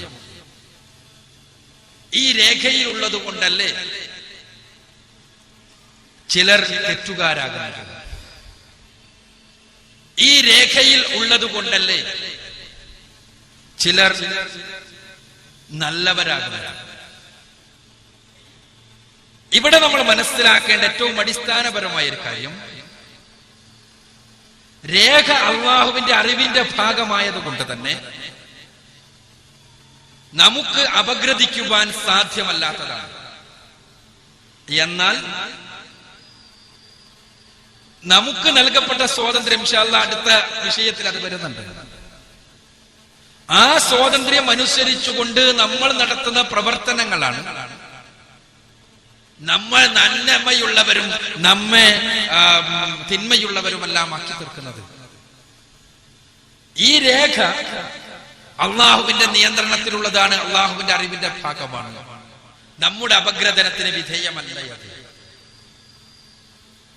ആ രേഖപ്പെടുത്തിയത് കൊണ്ടല്ല, മറിച്ച് നമ്മളിങ്ങനെ ചെയ്യുന്നത് കൊണ്ടാണ് രേഖയിൽ ഉണ്ടാകുന്നത്. നാം രേഖപ്പെടുത്തിയത് കൊണ്ട് നമ്മൾ ഇത് ചെയ്യുന്നതല്ല. ഇതെന്താ? സാധാരണയായി ഒരു ഉദാഹരണം പറയാറുണ്ട്. ഉദാഹരണങ്ങൾ അല്ലാഹുവിന്റെ ഇൽമുമായി ബന്ധപ്പെട്ടുള്ള ഉദാഹരണങ്ങളെല്ലാം അടിസ്ഥാനരഹിതമാണ്. പക്ഷേ നമുക്ക് മനസ്സിലാകുന്നതിന് വേണ്ടി കാര്യം പറയുക എന്ന് മാത്രമേ ഉള്ളൂ. ഒരു പ്രൊഫസർ, അദ്ദേഹത്തിന്റെ കുറെ കുട്ടികൾ, ആ കുട്ടികളെ അദ്ദേഹത്തിന് അറിയാം. ഒരു ഓട്ടോണമസ് കോളേജാണ്. ഇവരുമായുള്ള 4 വർഷത്തെ ജീവിതത്തിലുണ്ട്. അവരുടെ അക്കാദമിക നിലവാരം, അവരുടെ ജീവിതം, അവരുടെ ഓരോ കാര്യങ്ങളും കൃത്യമായി പഠിക്കാൻ കഴിഞ്ഞ ഒരു പ്രൊഫസർ പരീക്ഷയ്ക്ക് മുമ്പ് ഒരു രേഖ തയ്യാറാക്കി. ഇത്രയും കുട്ടികൾ ജയിക്കും, ഇത്രയും കുട്ടികൾ തോൽക്കും. ഈ രേഖ പ്രകാരം ഈ രേഖ ഇയാൾ മടക്കി സീല് ചെയ്ത് പ്രിൻസിപ്പളെ ഏൽപ്പിക്കുന്നു. പരീക്ഷയുടെ റിസൾട്ട് വന്നു. റിസൾട്ട് വന്നപ്പോൾ ഇദ്ദേഹം ജയിക്കുമെന്ന് പറഞ്ഞ എഴുതി വെച്ച ആളുകളെല്ലാം ജയിച്ചിരിക്കുന്നു. ഇദ്ദേഹം തോൽക്കുമെന്ന് എഴുതി വെച്ച ആളുകളെല്ലാം തോറ്റിരിക്കുന്നു. ഈ സമയത്ത് കുട്ടികളെ മുഴുവനും അദ്ദേഹം വിളിച്ചു വരുത്തി. എന്നിട്ട് പ്രിൻസിപ്പാളുടെ കയ്യിൽ നിന്ന് താൻ കൊടുത്ത സീല് ചെയ്ത കവർ വാങ്ങി പൊട്ടിച്ചിട്ട് കാണിച്ചു കൊടുത്തപ്പോ ഈ കുട്ടികളിൽ തോറ്റുപോയ കുട്ടികൾ പറയാന്ന് വിചാരിക്കുക, ഈ രേഖയിൽ നിങ്ങൾ എഴുതി വെച്ചത് കൊണ്ടല്ലേ ഞങ്ങൾ തോറ്റത്. അല്ല, ഇത് എഴുതി വെച്ചത് അദ്ദേഹത്തിന്റെ കഴിവാണ്, അറിവിന്റെ ഭാഗമാണ്. അള്ളാഹുവിനെ പ്രൊഫസറുടെ അറിവുമായി താരതമ്യം ചെയ്യാൻ സാധ്യമല്ല. പക്ഷെ ഈ പ്രൊഫസർ കുട്ടികളെ മനസ്സിലാക്കിയതിന്റെ അടിസ്ഥാനത്തിൽ പരീക്ഷയ്ക്ക് മുമ്പ് എഴുതിയത്. അള്ളാഹുവിന്റെ അറിവ്, കാലങ്ങൾക്ക് അതീതമായ അറിവ്, നമുക്ക് അപഗ്രഥിക്കാൻ സാധ്യമല്ലാത്ത അറിവ്, അതിന്റെ പേരിലുള്ള രേഖ. ആ രേഖ തീർച്ചയായും നമ്മുടെ കർമ്മങ്ങൾ ആ രേഖ അനുസരിച്ചല്ല, മറിച്ച് നമ്മുടെ കർമ്മങ്ങൾക്ക് കാരണം ആ രേഖയല്ല, മറിച്ച് നമ്മുടെ കർമ്മങ്ങൾ അങ്ങനെയായിത്തീരുമെന്ന് അള്ളാഹുവിന്റെ അറിവിന്റെ ഭാഗമായതുകൊണ്ട് ഉള്ള രേഖയാണത്.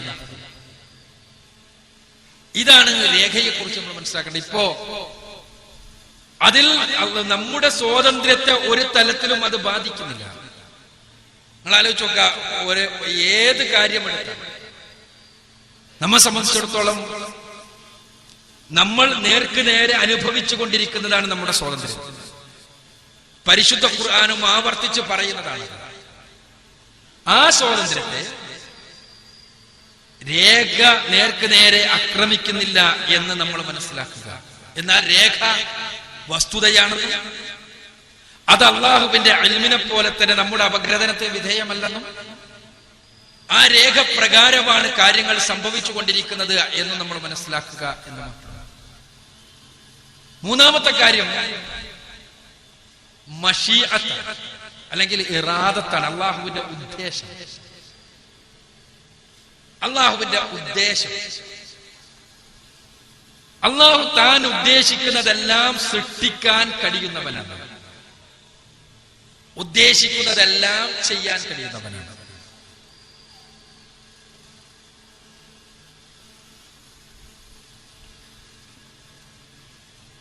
പടച്ചതമ്പുരാന് താൻ ഉദ്ദേശിച്ചു കഴിഞ്ഞാൽ അത് ഉണ്ടാവുക എന്ന് പറയേണ്ട ആവശ്യമേയുള്ളൂ.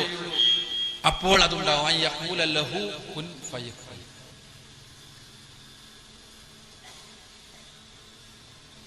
അല്ലാഹുവിനെ ഇന്നമാ അംറുഹും ഇദാ അറാദ ശൈഅൻ അൻ യഖൂല ലഹു കുൻ ഫയകുൻ. ഖുർആൻ 36-ാമത്തെ അധ്യായം സൂറത്തു യാസീനിലെ 82-ാമത്തെ വചനം, അവസാനത്തെ വചനത്തിന് നേരെ മുമ്പ്. അള്ളാഹുവിന് ഒരു കാര്യം ഉണ്ടാകണമെന്ന് വിചാരിച്ചാൽ, ഉദ്ദേശിച്ചാൽ, അത് ഉണ്ടാവുക എന്ന് നിർദ്ദേശിക്കേണ്ട കാര്യമേയുള്ളൂ. അതുണ്ടാകും. അള്ളാഹുവിന്റെ ഉദ്ദേശമനുസരിച്ചാണ് ഈ പ്രപഞ്ചത്തിലുള്ള കാര്യങ്ങളെല്ലാം സംഭവിക്കുന്നത്. ഇതാണ് വിധിവിശ്വാസത്തിന്റെ 3-ാമത്തെ തലം. വിധിവിശ്വാസത്തിന്റെ ഖദറിലുള്ള വിശ്വാസത്തിന്റെ 3-ാമത്തെ തലം. പടച്ചവന്റെ ഉദ്ദേശത്തിന് വിധേയമായിട്ടല്ലാതെ ഒന്നും ഈ പ്രപഞ്ചത്തിൽ നടക്കുന്നില്ല. ആ ഉദ്ദേശത്തിൽ പെട്ടത് തന്നെയാണ് മനുഷ്യർക്ക് പടച്ചവൻ നൽകിയ സ്വാതന്ത്ര്യം. ആ ഉദ്ദേശത്തിന്റെ ഭാഗമാണ്. അതുകൊണ്ടാണ് ആ സ്വാതന്ത്ര്യത്തിന് പ്രതിഫലം പടച്ചതമ്പുരാൻ നിശ്ചയിച്ചത്. 99-ാം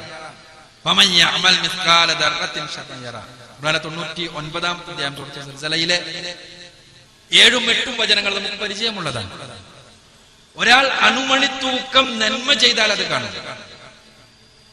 ഒരണുമണിത്തൂക്കം തിന്മ ഒരാൾ ചെയ്താൽ അയാളും അത് കാണും. അയാൾക്ക് ചെയ്യാൻ അയാളുടെ സ്വാതന്ത്ര്യമുണ്ട്. ആ സ്വാതന്ത്ര്യം അള്ളാഹുവിന്റെ ഉദ്ദേശത്തിന്റെ ഭാഗമാണെന്ന് പറയുന്നത്. ആ ഉദ്ദേശത്തിന് അതീതമല്ല. ഇത് മനസ്സിലാക്കാതെ ആ സ്വാതന്ത്ര്യം പടച്ച തമ്പുരാന്റെ ഉദ്ദേശത്തിൽ നിന്ന് ഭിന്നമാണ് എന്ന് കരുതിയതാണ് ഈ രംഗത്തെ ഒരു തരത്തിലുള്ള അഭിപ്രായാന്തരങ്ങൾക്ക് കാരണമായത്.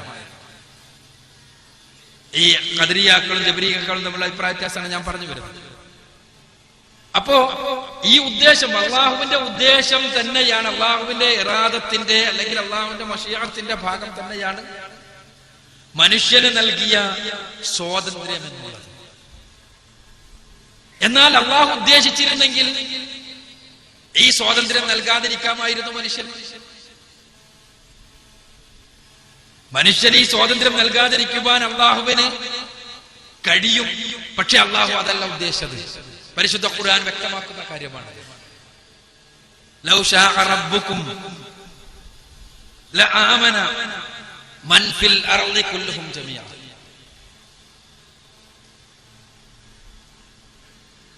നിന്റെ നാഥൻ ഉദ്ദേശിച്ചിരുന്നുവെങ്കിൽ ഈ ഭൂമിയിലെ എല്ലാവരും വിശ്വസികളാകുമായിരുന്നു. ഈ ഭൂമിയിലെ മുഴുവൻ ആളുകളും. സൂറത്ത് യൂനുസിലെ 10-ാമത്തെ അധ്യായം 99-ാമത്തെ വചനം. ഈ ഭൂമിയിലെ എല്ലാവരും വിശ്വാസികളാകുമായിരുന്നു അള്ളാഹു ഉദ്ദേശിച്ചിരുന്നെങ്കിൽ. ആ ഉദ്ദേശം അള്ളാഹുവിനില്ല. എന്തുകൊണ്ട്? മനുഷ്യൻ മറ്റു ജീവികളിൽ നിന്ന് വ്യത്യസ്തമാണ്. നേരത്തെ പറഞ്ഞതുപോലെ മറ്റു ജീവികളെ പോലെ ഏകദാനമായ രൂപത്തിലല്ല മനുഷ്യനെ സൃഷ്ടിച്ചിട്ടുള്ളത്. മനുഷ്യന് സ്വാതന്ത്ര്യം നൽകിയിട്ടുണ്ട്. ആ സ്വാതന്ത്ര്യം നൽകുക എന്നത് മനുഷ്യാസ്തിത്വത്തിന്റെ നേരത്തെ സൂചിപ്പിച്ച നബ്തലീഹി എന്ന് പറഞ്ഞല്ലോ, പരീക്ഷണം. മനുഷ്യന് പ്രത്യേകമായി പടച്ച തമ്പുരാൻ നൽകിയ പരീക്ഷണവും മനുഷ്യന് പ്രത്യേകമായി പടച്ച തമ്പുരാൻ നൽകിയ ഔന്നത്യത്തിന്റെയും അടിസ്ഥാനത്തിലുള്ളതാണ്. അതുകൊണ്ട് തന്നെ അള്ളാഹുവിന്റെ ഉദ്ദേശത്തിന് അള്ളാഹു അങ്ങനെ ഉദ്ദേശിച്ചിട്ടില്ല. ഉദ്ദേശിച്ചിരുന്നെങ്കിൽ അങ്ങനെയാകുമായിരുന്നു. അപ്പൊ മനുഷ്യൻ ഇങ്ങനെയാകൂല. മനുഷ്യന് സെലക്ട് ചെയ്യാൻ കഴിയൂല എന്നർത്ഥം. എല്ലാ കാര്യത്തിലും സെലക്ട് ചെയ്യാൻ മനുഷ്യന് സാധ്യമല്ലെങ്കിൽ മനുഷ്യന്റെ പുരോഗതിയോ നാഗരികതയോ ഒന്നും ഉണ്ടാകൂല. അതേപോലെ തന്നെ അധപ്പതനമോ പ്രശ്നങ്ങളോ ഒന്നും ഉണ്ടാകൂല. അതേസമയം പടച്ച തമ്പുരാൻ അങ്ങനെ ഉദ്ദേശിച്ചിട്ടില്ല. എന്നാൽ മനുഷ്യർക്ക് നേരത്തെ പറഞ്ഞ നന്മ ചെയ്ത് ഉന്നതരാകുവാനും തിന്മ ചെയ്ത് അധമരാകുവാനുമുള്ള കഴിവും സ്വാതന്ത്ര്യവും മനുഷ്യർക്ക് തെരഞ്ഞെടുക്കുവാനുള്ള അവസരവുമെല്ലാം പടച്ച തമ്പുരാൻ നൽകിയത് അവന്റെ ഉദ്ദേശത്തിന്റെ ഭാഗം തന്നെയാണ്. ഇതേപോലെ തന്നെ ഒരാൾ നന്മ സ്വീകരിച്ചാൽ നന്മയിലൂടെ അവൻ നയിക്കുന്നു എന്നതും തിന്മ സ്വീകരിച്ചാൽ തിന്മയിലൂടെ തന്നെ നയിക്കപ്പെടുന്നു എന്നതും അള്ളാഹുവിന്റെ ഉദ്ദേശം തന്നെയാണ്. സ്വീകരിക്കുക എന്നതാണ് മനുഷ്യന്റെ ഉത്തരവാദിത്വം. മനുഷ്യൻ ഹിദായത്തിലെത്തിയാൽ പരിശുദ്ധ ഖുർആൻ വ്യക്തമാക്കുന്ന കാര്യം ഹിദായത്ത് മനുഷ്യൻ സ്വീകരിക്കുന്നതാണ്. മനുഷ്യൻ ഹിദായത്ത് സ്വീകരിച്ചു കഴിഞ്ഞാൽ ആ ഹിദായത്തിലൂടെ മനുഷ്യനെ നയിക്കുന്നത് പടച്ച തമ്പുരാനാണ്.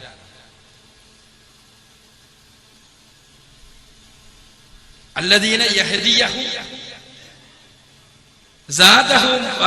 സാദഹുമുൽ ഹുദാ. പരിശുദ്ധ ഖുർആനിലെ 47-ാമത്തെ അധ്യായം സൂറത്ത് മുഹമ്മദിലെ 17-ാമത്തെ വചനത്തിൽ പടച്ചവൻ പറയാം, ആരാണോ ഹിദായത്ത് സ്വീകരിച്ചത്, ആരാണോ മാർഗദർശനം സ്വീകരിച്ചത്, അവരുടെ മാർഗദർശനത്തെ അല്ലെങ്കിൽ മാർഗത്തെ അള്ളാഹു വർദ്ധിപ്പിച്ചു കൊടുക്കുന്നു. പടച്ചവനാണ് നന്മയുടെ മാർഗത്തിലൂടെ നയിക്കുന്നതിന് ഒരു വിശ്വാസിയുടെ ആത്യന്തികമായ വഴികാട്ടി. അള്ളാഹു ആ വിശ്വാസം സ്വീകരിക്കുകയും നന്മയുടെ മാർഗത്തിലൂടെ നടക്കുവാൻ നിശ്ചയിക്കുകയും ഏതെങ്കിലും രൂപത്തിലുള്ള മുൻധാരണകളോ അഹങ്കാരമോ ആഢ്യത്വമോ ഇക്കാര്യത്തിൽ മനുഷ്യന് മറയാകാതിരിക്കുകയും ചെയ്യുമെങ്കിൽ മനുഷ്യന് ആ രംഗത്ത് മാർഗദർശനം നൽകുവാൻ അള്ളാഹു സൗകര്യമൊരുക്കും എന്നർത്ഥം. ഇതേപോലെ തന്നെ വലാലത്തിന്റെ വിഷയവും നമുക്കറിയാമല്ലോ. ഫീ ഖുലൂബിഹിം മറദുൻ ഫസാദഹുമുല്ലാഹു മറദ. അവരുടെ ഹൃദയത്തിൽ രോഗമുണ്ട്, അതുകൊണ്ട് അള്ളാഹു ആ രോഗത്തെ വർദ്ധിപ്പിച്ചു. സൂറത്തുൽ ബഖറയിലെ 10-ാമത്തെ വചനം. അള്ളാഹു അവരുടെ ഹൃദയത്തിലുള്ള രോഗം, ആ രോഗം ഉണ്ടായത് അവരെ കൊണ്ടാണ്, അവരുടെ കാര്യമാണ്. എന്നാൽ അള്ളാഹു അത് വർദ്ധിപ്പിക്കുന്നു. ഈ വചനങ്ങളെല്ലാം പലപ്പോഴും തെറ്റിദ്ധാരണാജനകമായി ഉദ്ധരിക്കപ്പെടാറുണ്ട്. അതുകൊണ്ടാണ് മശീഅത്തിന്റെ കാര്യത്തിൽ പണ്ഡിതന്മാർ ഇത് വിശദീകരിച്ചപ്പോൾ ഓരോന്നും വിശദീകരിച്ചു പോന്നിട്ടുണ്ട്. അപ്പൊ അതുകൊണ്ട് ഇവിടെ നമ്മൾ അറിയേണ്ട കാര്യം അള്ളാഹുവിന്റെ ഉദ്ദേശം, അതനുസരിച്ചാണ് എല്ലാം നടന്നുകൊണ്ടിരിക്കുന്നത്. അള്ളാഹുവിന്റെ ഉദ്ദേശത്തിന്റെ ഭാഗമാണ് ഈ പ്രപഞ്ചത്തിലെ എല്ലാം എങ്ങനെയൊക്കെ നടന്നുകൊണ്ടിരിക്കേണ്ടത് എന്ന കാര്യത്തിലുള്ള നിശ്ചയത്തെ പോലെ മനുഷ്യർ അവർക്ക് നൽകിയ സ്വാതന്ത്ര്യവും ആ സ്വാതന്ത്ര്യം ഉപയോഗപ്പെടുത്തി നന്മ സ്വീകരിക്കുന്നവരെ അള്ളാഹു നന്മയിലൂടെ നയിക്കുന്നു. ആ സ്വാതന്ത്ര്യം ഉപയോഗിച്ച് തിന്മയുടെ മാർഗം സ്വീകരിക്കുന്നവരെ അള്ളാഹു തിന്മയിലൂടെ നയിക്കുന്നു. ഈ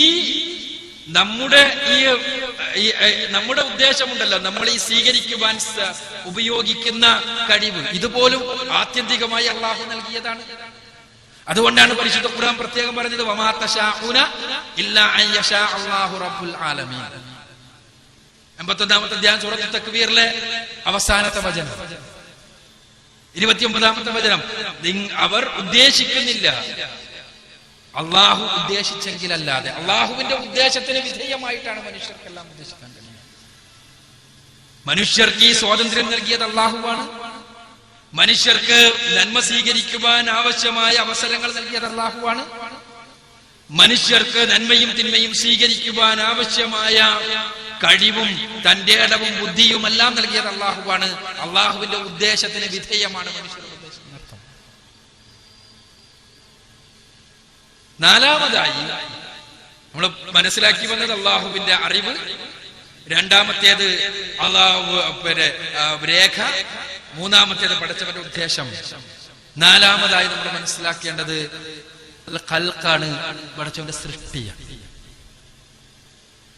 ഈ 4 കാര്യങ്ങൾ കൃത്യമായി ബോധ്യപ്പെട്ട് കഴിഞ്ഞാൽ വിധിവിശ്വാസത്തെ കുറിച്ചുള്ള അറിവുണ്ടായി കഴിഞ്ഞു എന്നാണ് പണ്ഡിതന്മാർ പറയുക. ഖൽഖ് എന്ന് പറഞ്ഞാൽ എല്ലാം സൃഷ്ടിക്കുന്നത് അല്ലാഹുവാണ് എന്നുള്ള വിവരമാണ്. അല്ലാഹു ഖാലിഖു കുല്ലു ഷൈ,